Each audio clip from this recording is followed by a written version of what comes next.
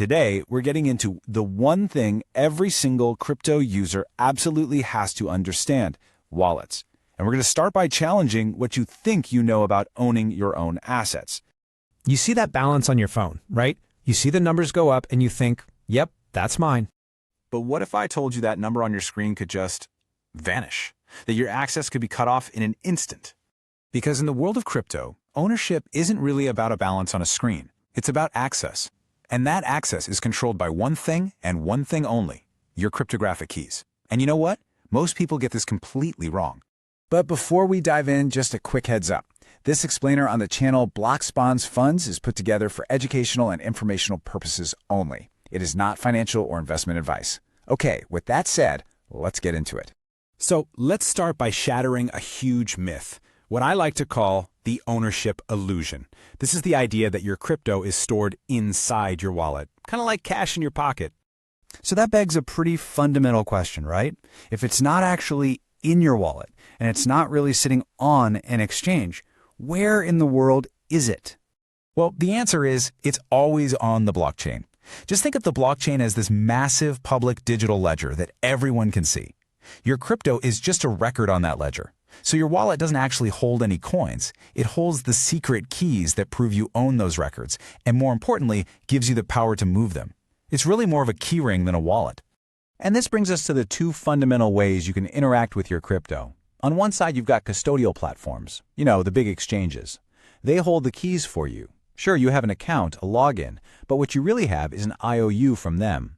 But on the other side, with a self-custody wallet, you hold the keys. You have direct, absolute control. No middlemen, nobody's permission needed. Which brings us right to the heart of the matter. Section 2, the keys. This is the source of all control. It's the cryptographic magic that makes this whole system work. First up, the private key. Look, this is the single most important piece of information in your entire crypto journey. It's a long, secret code. The best way to think about it is like a PIN for your bank account, but it's way, way more secure. This is what you use to sign or authorize any transaction. If you have this key, you have total control. And if you lose it, you lose everything. Now, the other half of this pair is the public key. This is also a long code, but it's mathematically created from your private key. Think of this one like your bank account number. It's the thing you share with other people so they can send you stuff. In fact, your wallet address, the thing you usually copy and paste, is just a shorter, more user-friendly version of this public key. And here's the really brilliant part. It's a one-way street. Your wallet first generates a private key. From that, it creates a public key. And from that, a public address. The math behind this is so solid that it's basically impossible to go backwards, to figure out the private key just by looking at the public one. This is the bedrock of blockchain security. You can literally shout your address from the rooftops and nobody could ever find the secret key that controls it. So here's how it all clicks together in a real transaction. When you want to send some crypto, your wallet software takes all the details and uses your private key to create a unique digital signature. This signature gets sent out to the network. Then, anyone on the network can use your public key to check that signature. And if it matches, it proves that it could only have come from the person holding the private key. All of this happens without your private key ever being revealed. It's proof of ownership in action. Okay, so now that we get the keys, let's talk about the actual tools you use to manage them. Section 3, wallets, your tools for access.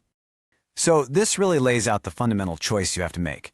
With a custodial wallet, some third party, like an exchange, is controlling your keys. It's convenient, yeah, it usually has a nice interface, and you can reset your password if you forget it, but you're trusting them.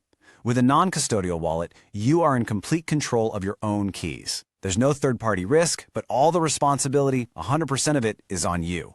Now within that world of non-custodial wallets, there's another major split: hot versus cold. A hot wallet is basically any wallet that's connected to the internet. Think a browser extension or a mobile app. They are super convenient for everyday use. A cold wallet, on the other hand, is kept completely offline, usually a little hardware device. It offers the best possible security because it keeps your keys away from online hackers. Let's just break down these trade-offs. Hot wallets, usually free, great for frequent, small transactions, but they are always exposed to online threats like malware or phishing attacks. Cold wallets cost a bit of money and are a little clunkier for quick trades, but they are absolutely the gold standard for securely storing large amounts or for your long-term holdings. Honestly, a lot of experienced people use both, a hot wallet for their spending money and a cold wallet for their savings. And this brings us to the final, and I'd argue the most important part of this entire conversation. If you choose to take control, how do you protect it? Section 4, Securing Your Sovereignty. So now we have to talk about the seed phrase, or sometimes it's called a recovery phrase. When you set up a non-custodial wallet for the first time, it'll give you a list of 12 or 24 simple words. Now this isn't just one private key. This phrase is the master key. It's the root from which all of your private keys are generated. It's your ultimate backup. If your phone gets run over by a truck, you can just enter these words into a new wallet and get full access to all your funds again. So how you secure this phrase is absolutely crucial. This is non-negotiable. You have to write it down on something physical, paper, or even better, stamp it into metal. Never, ever, ever store it digitally. No screenshots, no text files, no cloud backups. Store that physical backup in a safe, secure, offline place. And you need to understand this. If you lose this phrase, your crypto is gone forever. There's no customer support line you can call. And that brings us to the most famous, most important principle in all of cryptocurrency. It's a mantra that perfectly sums up everything we've just discussed. Not your keys, not your coins. If you aren't in absolute control of your private keys, you're just a creditor to whoever is. You don't truly own your assets. Period. So after all of that, the final question isn't really about the technology. It's about you. You now understand what real digital ownership actually means. It means having control. So the real question is, are you ready for the responsibility that comes with it?